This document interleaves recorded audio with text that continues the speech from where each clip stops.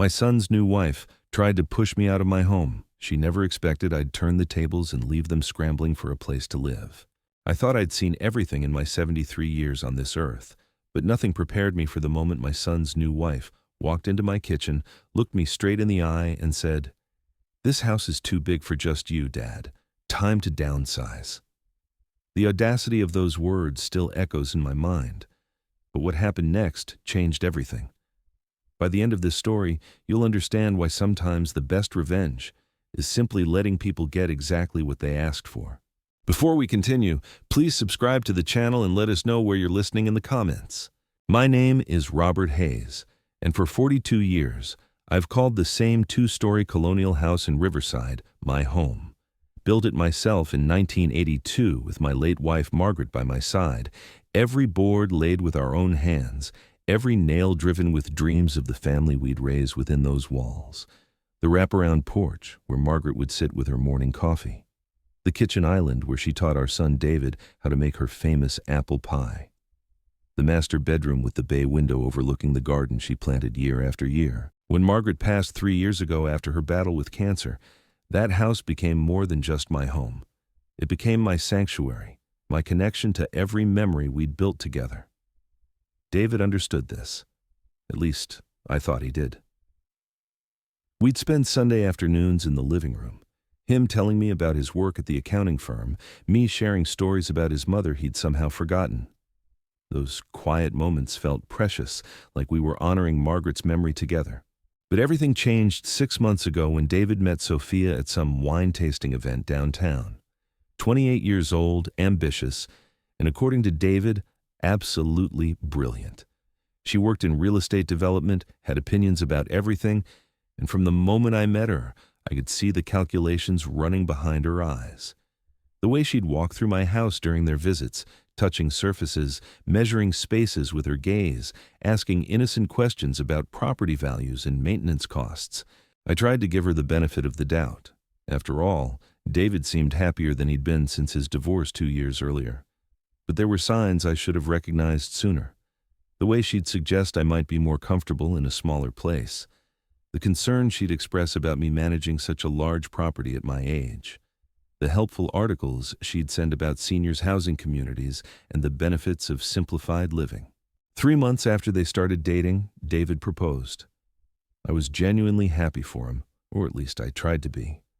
Margaret would have wanted him to find love again, to build a new life after the disappointment of his first marriage. The wedding was small, tasteful, held at the country club where Sophia's family had connections. I walked David down the aisle since Margaret couldn't be there. And for a moment, watching my son's face light up as Sophia approached, I felt like maybe this was exactly what our family needed.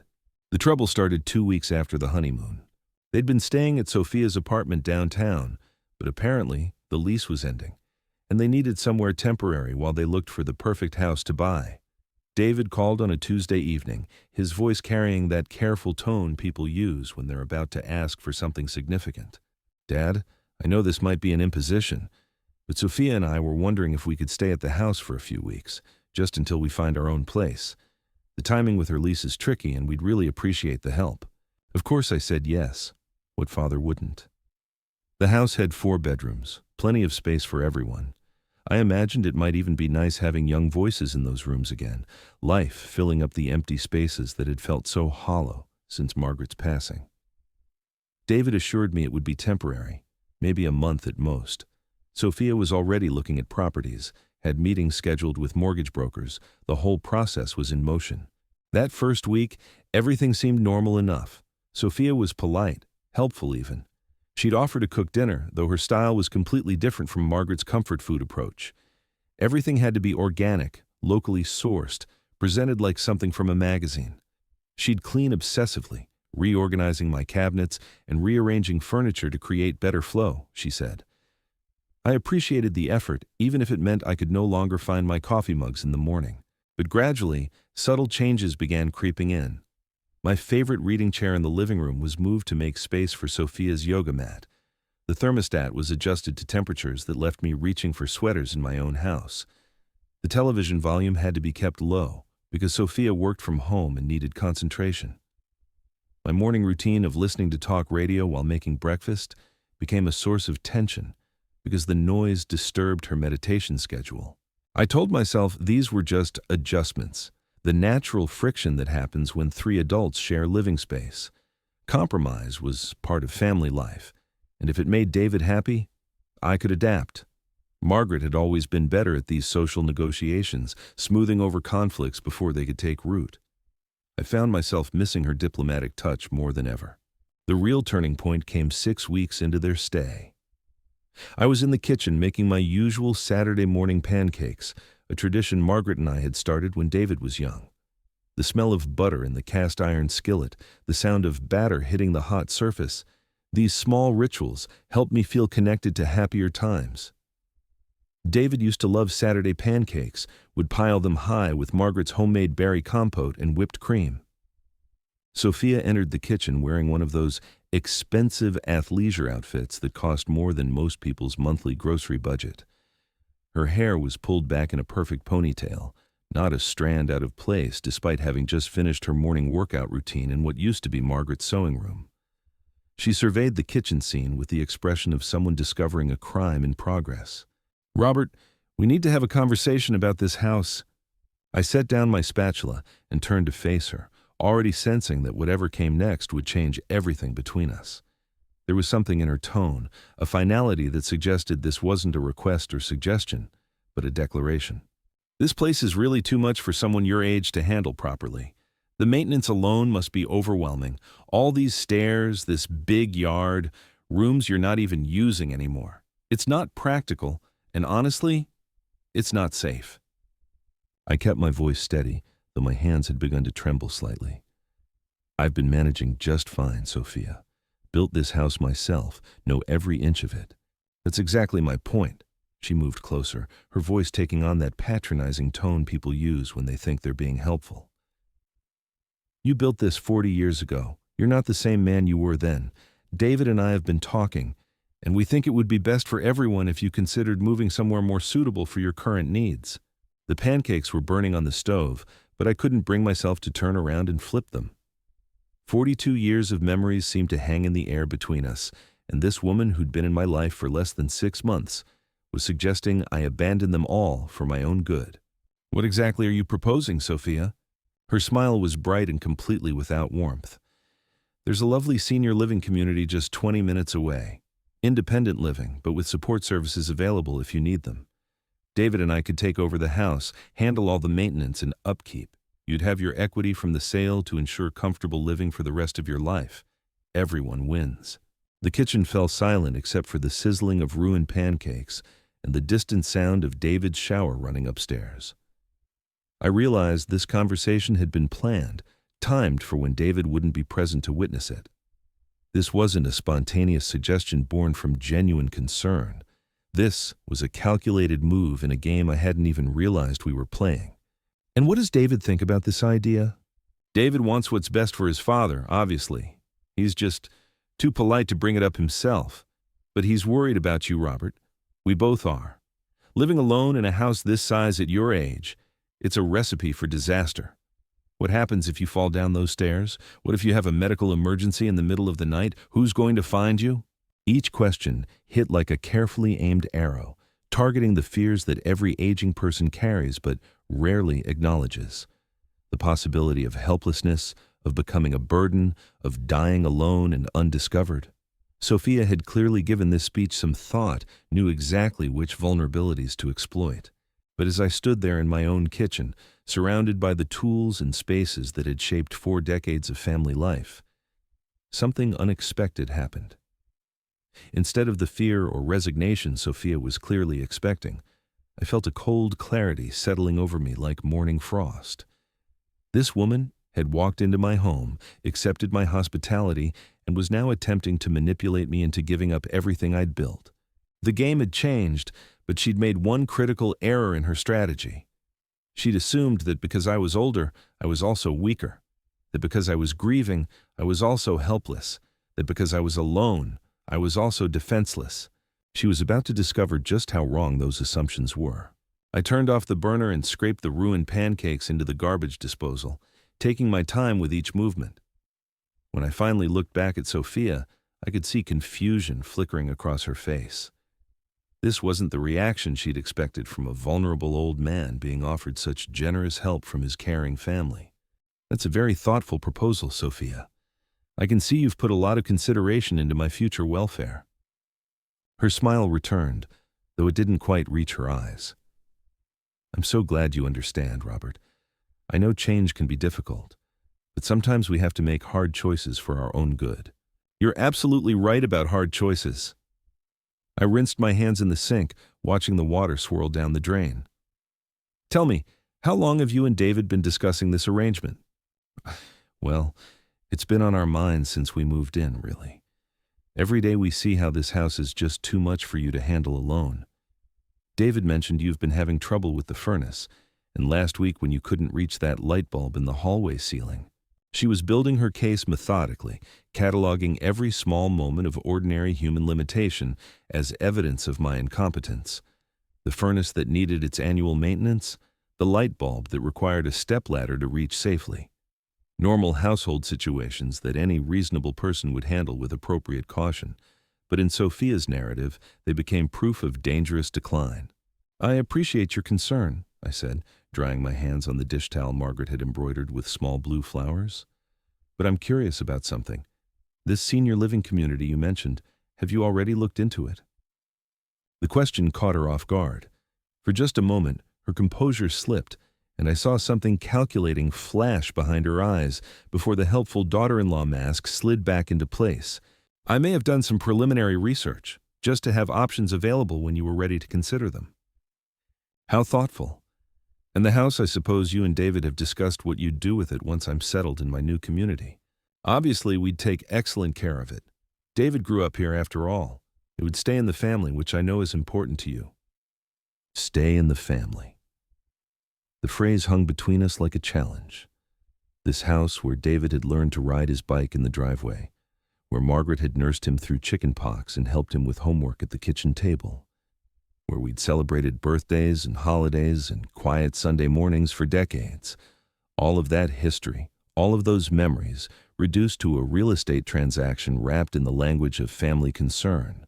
I heard David's footsteps on the stairs, and Sophia's posture immediately shifted. The predatory focus disappeared, replaced by the warm, caring expression she wore whenever my son was present. Morning, Dad. David entered the kitchen, hair still damp from his shower, wearing the casual weekend clothes that made him look younger than his 35 years.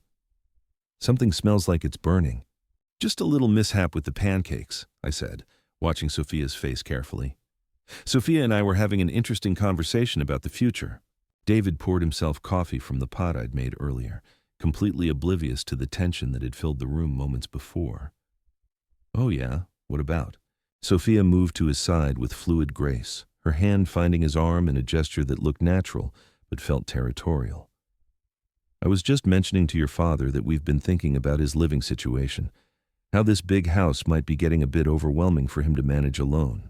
The way she phrased it made it sound like a mutual concern they'd discussed at length, rather than her unilateral decision to relocate me. David's expression immediately shifted to one of worried consideration, exactly the response she'd been hoping for. Dad, you know, if you're having trouble keeping up with things, Sophia and I would be happy to help more.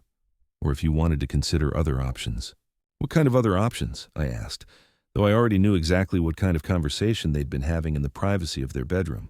David glanced at Sophia, and I saw the silent communication pass between them.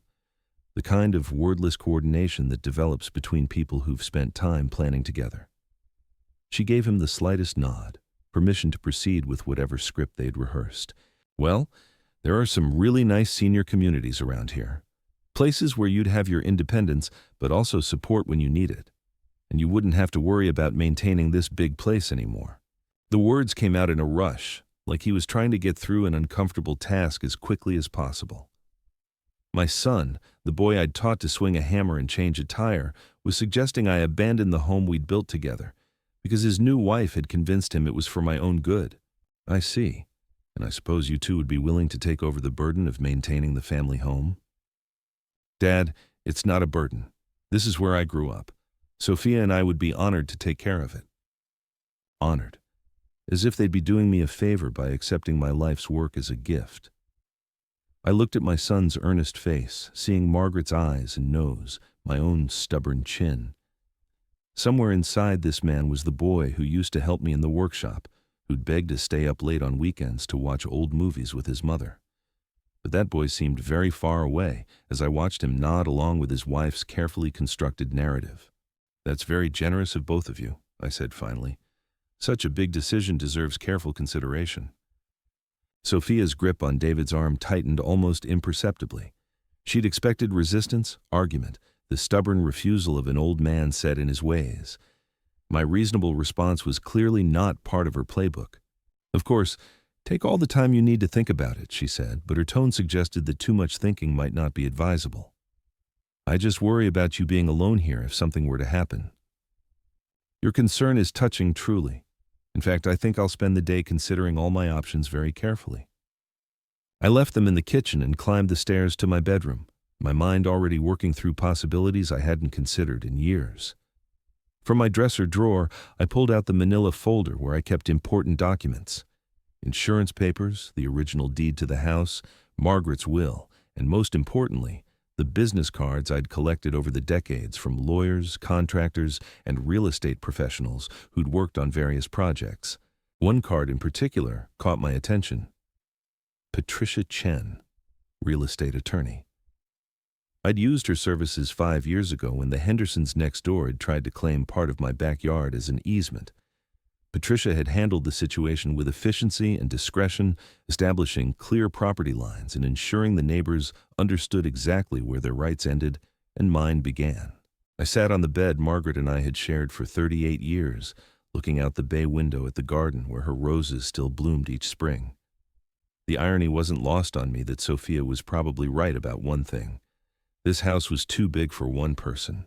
Too full of memories, too heavy with the weight of all the dreams Margaret and I had built into its walls. But that didn't mean I was ready to hand it over to someone who saw it as nothing more than a real estate opportunity disguised as family concern. I picked up my phone and dialed Patricia's number, surprised when she answered on the second ring despite it being a Saturday morning. "Patricia Chen." "Patricia, this is Robert Hayes. You helped me with that property line issue a few years back." "Of course, Mr. Hayes. How are you doing? I was so sorry to hear about Margaret's passing." "Thank you. I'm calling because I find myself in need of some legal advice. It's regarding my house and some family complications that have arisen." "I see. Are you available to meet Monday morning? I have an opening at 10 if that works for you." "Actually, I was hoping we could talk sooner. This situation is developing rather quickly, and I'd prefer to understand my options before it goes any further." There was a pause, and I could hear papers rustling in the background. "I could meet you tomorrow afternoon at my office if it's urgent. Say 2 o'clock? That would be perfect. Patricia, one more thing. This conversation and any future discussions we might have, I'd prefer they remain confidential for now." "Of course, Mr. Hayes. Attorney-client privilege begins the moment you walk through my door." After hanging up, I sat in the quiet of my bedroom, listening to the muffled voices of David and Sophia downstairs. They were probably discussing my reaction, strategizing their next move, confident that they were dealing with an old man who would eventually see reason and accept their generous offer. They had no idea that the game had just changed completely.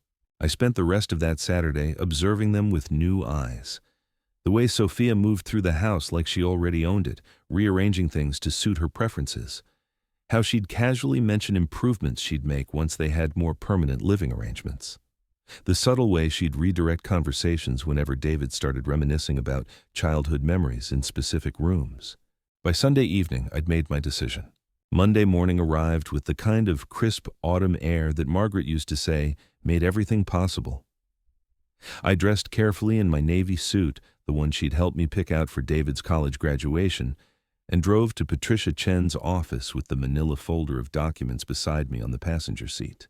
Patricia's office occupied the 3rd floor of a restored Victorian building downtown, the kind of place that suggested competence without ostentation. She greeted me with the same professional warmth I remembered, though her eyes held a hint of curiosity about what kind of family complications would require urgent weekend meetings. "Mr. Hayes, please have a seat. Can I offer you coffee?" "Thank you, that would be nice." I settled into the leather chair across from her desk, Noting how the morning light through her windows reminded me of similar light in my own home office, where I used to pay bills while Margaret tended her garden just outside. Patricia poured coffee from a small machine in the corner, the rich aroma filling the space between legal books and filing cabinets. "Now then, what can I help you with?" I opened my folder and pulled out the deed to my house, placing it on her desk with the care of someone handling something precious. "I need to understand my options regarding my property. My son and his new wife have been living with me temporarily, and they've suggested I might be happier in a senior living community."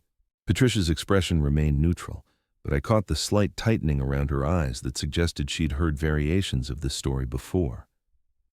"I see. And how do you feel about their suggestion?" "I think they're more interested in the house than my happiness. But before I make any decisions, I need to know exactly where I stand legally." For the next hour, Patricia walked me through various scenarios with the methodical thoroughness I'd expected. Property rights, estate planning options, the legal implications of different living arrangements. But it was when I mentioned Sophia's comment about David wanting what was best for me that Patricia leaned forward with renewed interest.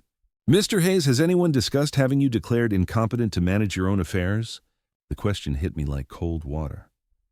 Not in so many words, but Sophia has been very concerned about my ability to maintain the house safely. Patricia made notes on her legal pad, her pen moving with quick precision. "I want you to understand something very clearly. As long as you're of sound mind, which you obviously are, no one can force you to sell your property or move anywhere you don't want to go. However, there are ways people can make your life difficult if they're determined to pursue this course." "What kind of ways?"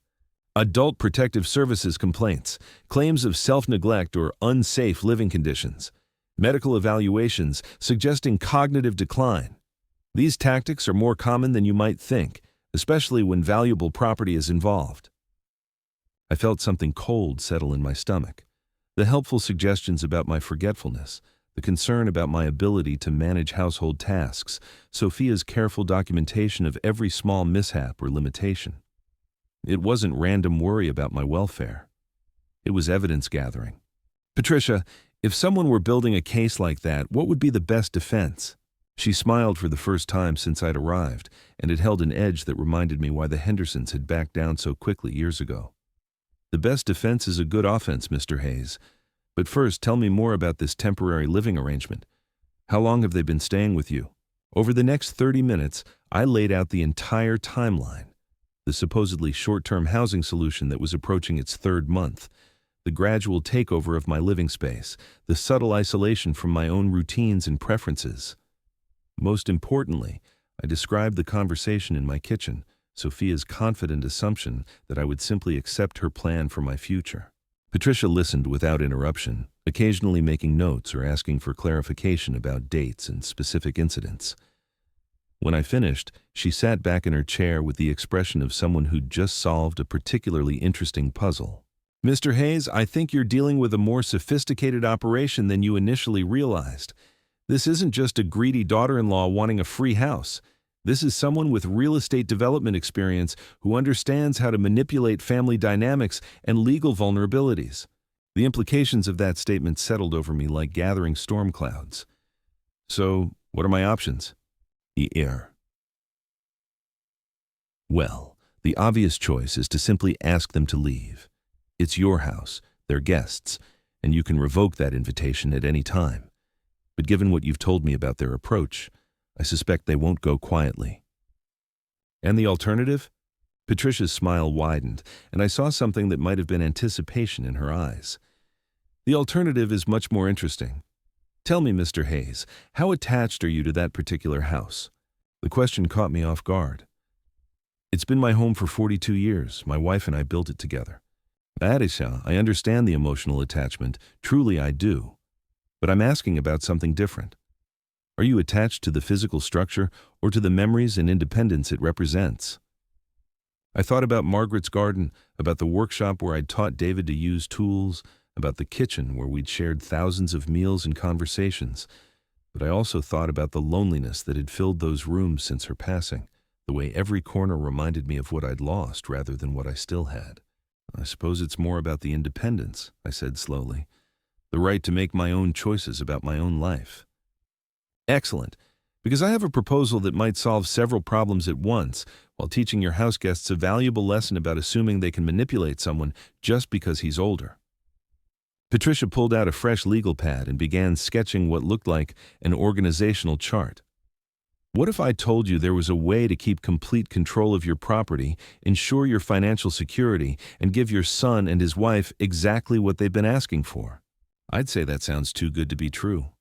It's not, but it does require you to think strategically rather than emotionally, and it means accepting that your relationship with David may change in ways you can't control. I looked out her window at the street below, watching people go about their Monday morning routines. Somewhere across town, David was probably at his accounting office, unaware that his father was planning anything more complicated than quiet acceptance of his wife's suggestions. Sophia was likely at home in my house, perhaps already measuring rooms for the renovations she'd make once the old man was safely relocated. Tell me about this proposal. Patricia flipped to a fresh page and began drawing diagrams that looked like something from a business textbook. What we're going to do is create a situation where everyone gets exactly what they want, but not necessarily in the way they expected. For the next hour, she outlined a plan that was elegant in its simplicity and devastating in its implications. By the time I left her office, I had a clear understanding of what the next few weeks would bring, and more importantly, what the next few years would look like for everyone involved. The drive home felt different somehow, like I was seeing familiar streets through new eyes. The house looked the same as I pulled into the driveway, but I noticed things I'd missed before. The way the afternoon light hit the windows Sophia had been cleaning obsessively. The small changes to the landscaping she'd made without asking. The subtle markers of ownership that had been accumulating while I'd been too grief-stricken and polite to pay attention. I found them in the living room, David reading on his tablet while Sophia worked on her laptop, surrounded by real estate listings and interior design magazines. The domestic scene they presented was almost convincing if you didn't know what to look for. "How was your day, Dad?" David looked up with the kind of casual interest that suggested he had no idea I'd spent the morning consulting with an attorney about his wife's ambitions. "Very productive, actually. I had some business to take care of downtown." Sophia's fingers paused over her keyboard for just a moment, but she didn't look up from her screen. "Oh? Everything okay?" "More than okay. In fact, I think I've found a solution to our housing situation that will make everyone happy." That got both their attention. David set down his tablet while Sophia closed her laptop with the deliberate care of someone preparing for an important conversation. "Really? What kind of solution?"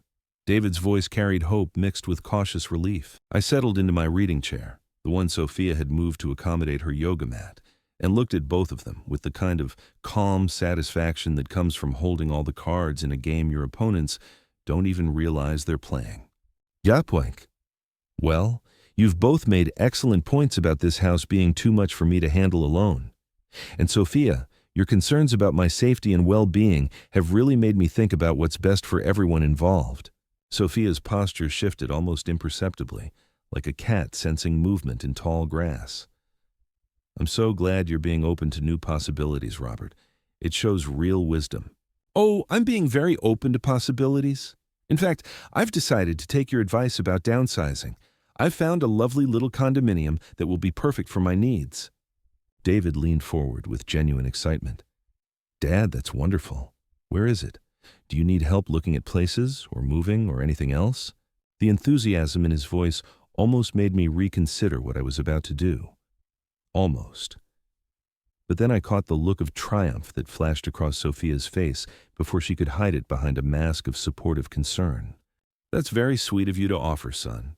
But I've already handled most of the arrangements. The condo is downtown, walking distance to restaurants and shops. It's in one of those new senior living developments with all the amenities someone my age might need." "That sounds perfect," Sophia said, and I could hear her trying to keep the satisfaction out of her voice. "When are you thinking of making the move?" "Actually, that's the interesting part. I'll be moving this weekend." The silence that followed was profound. David's expression shifted from excitement to confusion, while Sophia's mask began to slip entirely. "This weekend?" David's voice cracked slightly. "Dad, that seems really fast.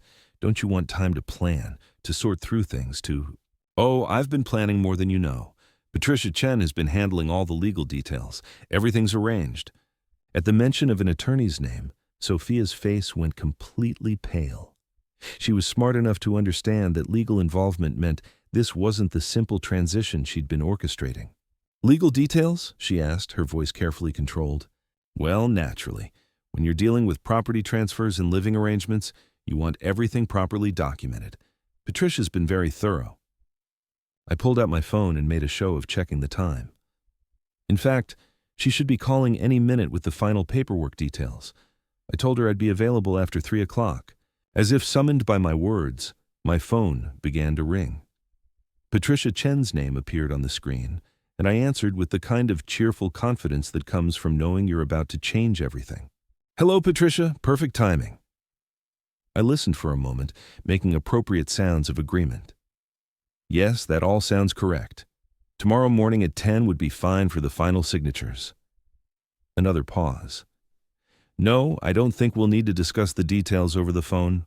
I'll review everything when I come in." I ended the call and looked at David and Sophia, who were both staring at me with expressions I'd never seen before.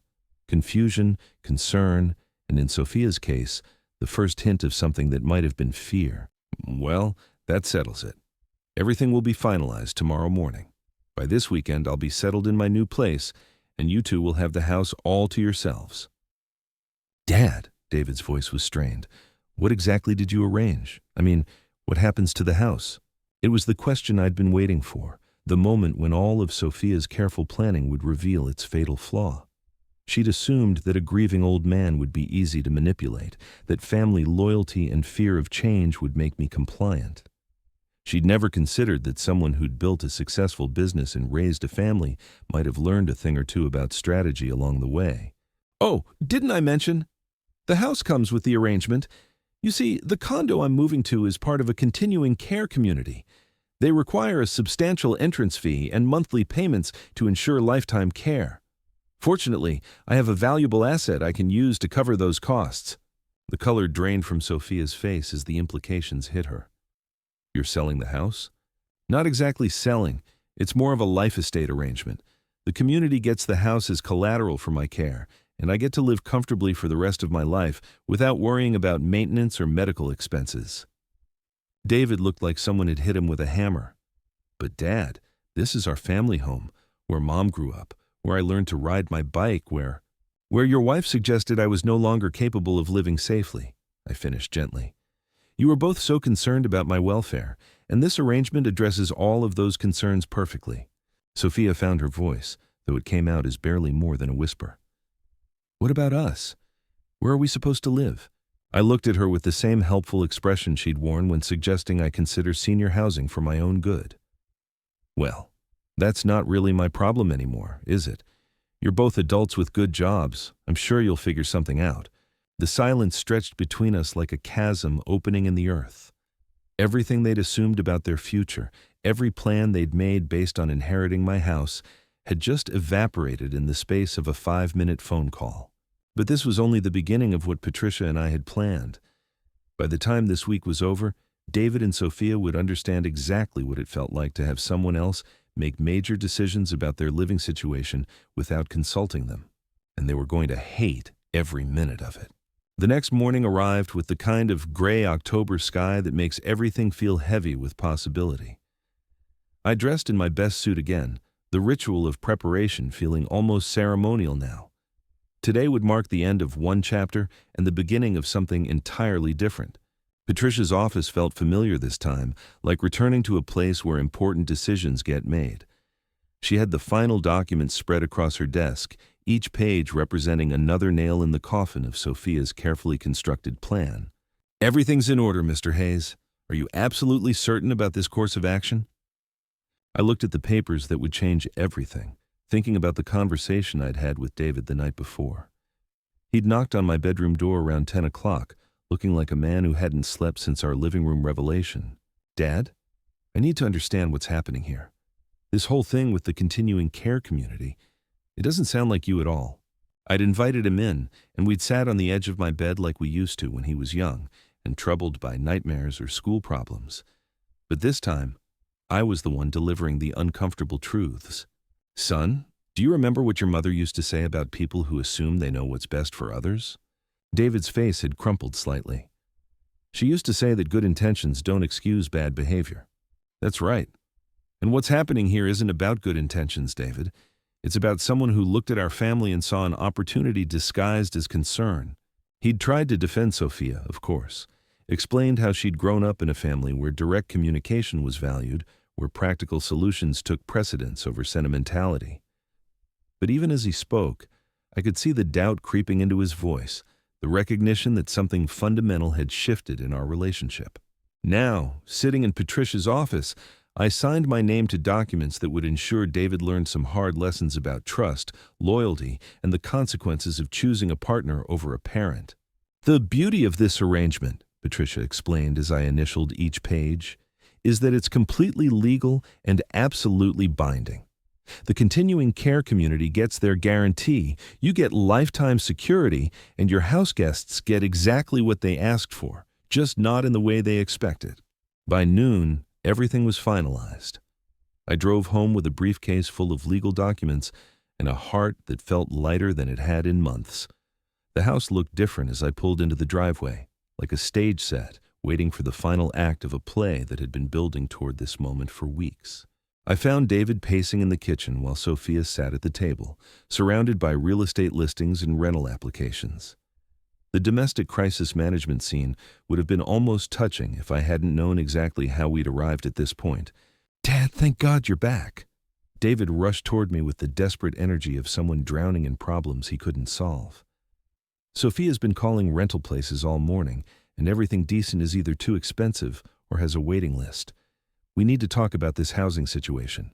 I set my briefcase on the counter with deliberate care, noting how Sophia's eyes tracked the movement like a hawk watching prey.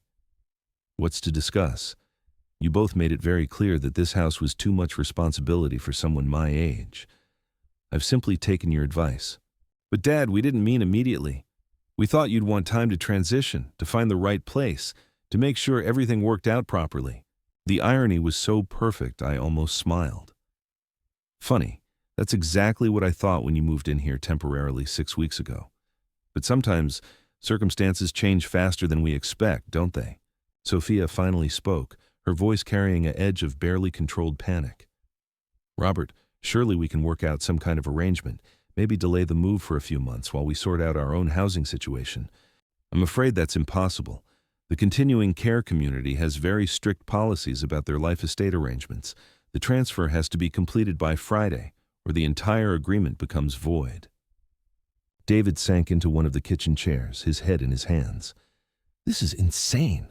How did everything change so fast?" "It changed the moment your wife decided that my 42 years in this house didn't matter as much as her plans for the future." I pulled out one of the documents Patricia had given me, a thick folder labeled with official seals and legal terminology. "But don't worry, I've made sure you'll both be taken care of." Sophia's head snapped up, hope flickering across her features for the first time since yesterday. "What do you mean?" I opened the folder and extracted a single sheet of paper, placing it on the table between them like a peace offering. "I've arranged temporary housing for both of you while you search for something permanent." David reached for the paper, his expression shifting from despair to cautious optimism. But as his eyes moved across the text, optimism faded into something much darker. "Dad, this is a lease agreement for a studio apartment downtown. 500 square feet, no parking, no amenities." He looked up at me with growing horror. "It's in the Riverside Arms building." I nodded approvingly. "You know it? Excellent. It's very convenient to public transportation, which will be helpful since the parking situation is limited." Sophia grabbed the paper from David's hands, scanning it with the professional eye of someone who understood real estate values. "This is a slum building. The Riverside Arms is where college students live when they can't afford anything better." "Now that's not entirely fair. It's affordable housing for people in transition, young couples starting out, individuals between permanent situations. Exactly what you two need right now." The silence that followed was profound. I could see them processing the reality of their situation, understanding for the first time that their comfortable assumptions about the future had been built on sand. "How long?" David's voice came out as barely more than a whisper. "The lease is month to month, renewable as needed, very flexible for people whose circumstances might change quickly. Sophia stood up abruptly, her chair scraping against the floor with a sound like fingernails on a chalkboard. This is ridiculous. We can't live in a 500-square-foot studio apartment. I work from home. I need space for my office equipment. David needs room for his files and documents. I'm sure you'll figure out how to make it work. After all, you're both intelligent, resourceful adults. Adaptation is part of life, isn't it? The words hung in the air like an echo of every patronizing suggestion they'd made about my ability to adapt to their vision of my future. But where their suggestions had been wrapped in false concern and manipulative kindness, mine carried the weight of consequences earned through their own choices. David was staring at the lease agreement like it might transform into something more acceptable if he looked at it long enough. Dad, I don't understand why you're doing this. We're family. Families help each other. They don't play games with each other's lives. You're absolutely right about families helping each other, son. That's why I helped you by providing temporary housing when you needed it. That's why I'm helping you now by ensuring you have a place to live while you sort out your permanent arrangements. That's what family does. But a studio apartment in the worst building downtown isn't help. It's punishment. I pulled out another document, this one with my attorney's letterhead prominently displayed. Actually, it's education. You see, Patricia helped me understand something very important about family relationships. Sometimes people need to experience consequences before they can appreciate what they had. Sophia snatched the document from my hands, her real estate experience making her faster at parsing legal language than David. As she read, her face went through a series of expressions that would have been comical if the situation weren't so serious. "This is a restraining order," she said finally, her voice flat with disbelief. "Nada kohi." Not exactly. It's a legal notice establishing boundaries for our future interactions. You see, after yesterday's revelations about your plans for my housing situation, Patricia advised me to protect myself from any future attempts at manipulation or coercion. David looked back and forth between us, confusion and growing alarm warring on his face. "What kind of boundaries?" I took the document back from Sophia and read aloud in the same helpful tone she'd used when suggesting I consider senior living communities. All future communications regarding Mr. Hayes's living arrangements, financial decisions, or healthcare choices must be conducted through legal counsel. Any attempts to influence said decisions through emotional manipulation, family pressure, or claims of incompetence will be considered harassment and prosecuted accordingly. The kitchen fell silent, except for the hum of the refrigerator and the distant sound of traffic on the street outside. Normal sounds of a normal Tuesday afternoon, but nothing about this situation was normal anymore. "You're cutting us out of your life," David said, his voice carrying the kind of pain that comes from understanding something terrible is happening, but not knowing how to stop it. "I'm protecting myself from people who demonstrated that they're willing to manipulate family relationships for personal gain. There's a difference." Sophia found her voice again, though it shook with barely controlled fury. "This is insane. You're destroying your relationship with your son because you're too stubborn to accept help when it's offered." Help. I repeated the word like it was something distasteful. "Is that what you call planning to have me declared incompetent so you could take over my property? Is that what you call documenting every minor household mishap as evidence of my decline? Is that what you call researching senior facilities without my knowledge or consent?" The accusations hit their mark. Sophia's face went pale, while David's expression shifted from pain to dawning horror as he began to understand the scope of what had been happening under his nose. "Sophia, please tell me that's not true. Please tell me you weren't actually planning to have Dad declared incompetent." But Sophia's silence was answer enough. She stood frozen in the middle of my kitchen, caught between the lies she wanted to tell and the evidence that made lying impossible. "It wasn't like that," she finally whispered. "I was just researching options, trying to understand what resources were available if he ever needed them." Resources! David's voice carried a note I'd never heard before, something cold and analytical that reminded me of his mother when she was working through a problem. "What other resources were you researching, Sophia? What other options were you exploring without telling me?" The marriage was cracking in real time, fault lines appearing in their relationship, as David began to see his wife through his father's eyes. It should have been satisfying, watching the woman who'd tried to manipulate me face consequences for her actions. Instead, I felt something that might have been sadness for the son who was learning that the person he'd chosen to build a life with wasn't who he thought she was. But this was education, not punishment. Sometimes people needed to face hard truths before they could make better choices. "The moving truck will be here Thursday morning," I said, gathering up the legal documents. "You'll need to have your belongings packed and ready to transfer to your new apartment by then." "Thursday?" Sophia's voice cracked. "That's 2 days from now. How are we supposed to pack everything, arrange utilities, coordinate the move?" "The same way I'm supposed to pack 42 years of memories and belongings in 3 days. You figure it out because you have to." I left them in the kitchen, surrounded by rental applications and the wreckage of their assumptions, and climbed the stairs to my bedroom. Through the bay window, I could see Mrs. Patterson next door working in her garden, normal life continuing in the midst of our family earthquake. My phone rang as I was sorting through Margaret's jewelry box, deciding which pieces to keep and which to leave for the estate sale company that would handle the rest of my possessions. "Mr. Hayes, this is Patricia.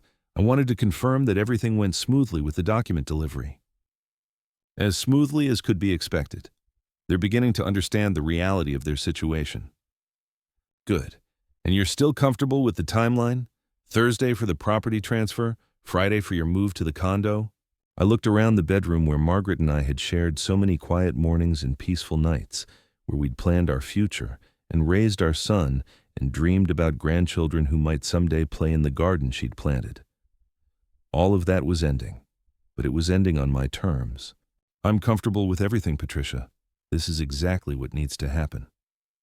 After hanging up, I continued sorting through possessions, each decision a small goodbye to the life I'd built here. But mixed with the sadness was something I hadn't felt in months. Control. The power to make my own choices about my own future without having to consider the manipulative suggestions of people who saw me as an obstacle to their plans. By Thursday morning, the house would belong to the continuing care community. David and Sophia would be in their studio apartment, learning what it felt like to have someone else dictate their living arrangements. And I would be in my downtown condo, starting a new chapter that nobody else had written for me. It wasn't the ending I'd planned for my story, but it was an ending I could live with. And more importantly, it was an ending that would teach everyone involved some valuable lessons about respect, family loyalty, and the dangerous assumption that age equals vulnerability. The moving truck arrived precisely at 8 a.m. Thursday morning, just as I'd arranged. Professional movers who treated my possessions with more care than my own family had shown for my feelings. I supervised the loading process from my front porch, noting how David and Sophia's belongings looked small and insignificant in the back of the truck that would take them to their new reality. David approached me as the last boxes were being loaded, his face carrying the weight of everything that had changed between us in just 4 days. "Dad, I want you to know that I never wanted things to end this way. I thought Sophia was trying to help. I thought we were all making decisions that would be best for everyone." I looked at my son, seeing Margaret's kindness in his eyes, but also recognizing the weakness that had allowed him to be manipulated so easily. "Son, the road to hell is paved with good intentions, but intentions don't matter when the results hurt people you're supposed to love. Is there any chance we can fix this? Any way to go back and make different choices?" The question hung between us like a bridge that might or might not bear the weight of our relationship. I thought about Margaret, about what she would want for our family, about whether forgiveness was possible when trust had been so thoroughly shattered. "That depends entirely on what you learn from this experience," I said finally, "and on whether you choose to learn it together or separately." David nodded, understanding that some lessons couldn't be taught, only lived through. He climbed into the passenger seat of the moving truck, leaving Sophia to follow in their car, and I watched my family disappear around the corner toward their new life in 500 square feet of downtown reality. By noon, the house was empty except for the furniture that came with the life estate arrangement. I walked through the rooms one last time, my footsteps echoing in spaces that had once been filled with laughter, arguments, quiet conversations, and the thousand small moments that make up a life shared with people you love. But as I locked the door and climbed into my own car, heading toward my downtown condo and whatever came next, I didn't feel the sadness I'd expected. Instead, I felt something that had been missing for too long. I felt free. The condo was everything I'd told David and Sophia it would be. Clean, modern, perfectly sized for one person who'd learned the difference between being alone and being lonely. The building's concierge nodded respectfully as I signed the final papers, and the elevator carried me up to the 15th floor with the smooth efficiency of a life designed for comfort rather than manipulation. My new home had floor-to-ceiling windows that looked out over the city, showing me a world that was bigger than the narrow vision others had tried to impose on my future. It had a kitchen where I could make coffee without worrying about disturbing someone else's meditation schedule, a living room where I could watch the news at whatever volume I preferred, a bedroom where I could sleep peacefully, knowing that no one was scheming in the next room about how to rearrange my life for their benefit. Most importantly, it was mine. Every decision about how to live here would be mine to make. Every choice about who to invite into this space would be based on respect rather than manipulation. My phone rang as I was unpacking the last box of Margaret's photographs. David's name appeared on the screen, and after a moment's hesitation, I answered. "Hello, son. Dad, I wanted to let you know we're settled in the apartment. It's definitely an adjustment." I could hear traffic noise in the background, the sounds of a busy street that never quite quieted down.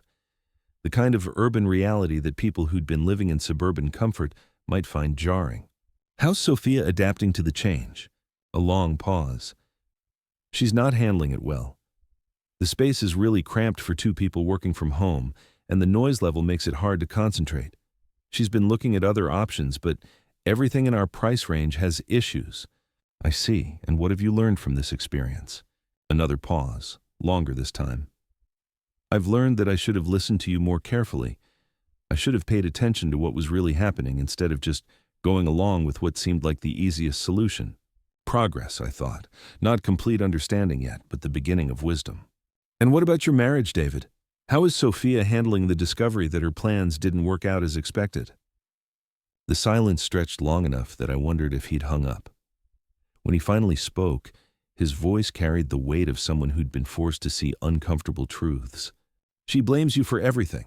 Says you manipulated the situation to make us suffer, that you used legal tricks to get revenge instead of handling things like a family should." And what do you think? I think she never really understood what family means. I think she saw opportunities instead of relationships, and I was too blind to notice until it was too late. Those words hung in the air between us, heavy with the implications of a marriage that might not survive the reality check it was experiencing. I found myself hoping that David would choose wisdom over comfort, that he'd learned enough from this experience to make better decisions about who deserved his loyalty.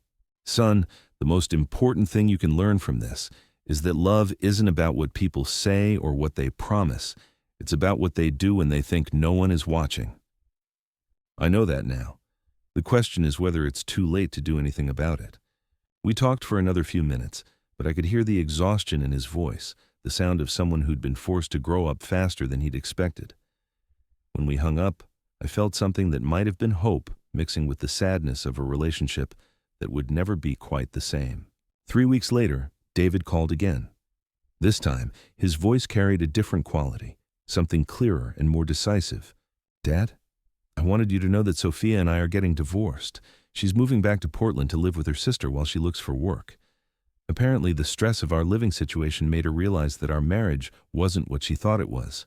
I wasn't surprised, but I was curious about how my son was handling this second major life change in less than a month. How are you doing with all of this, David?" "Better than I expected, actually.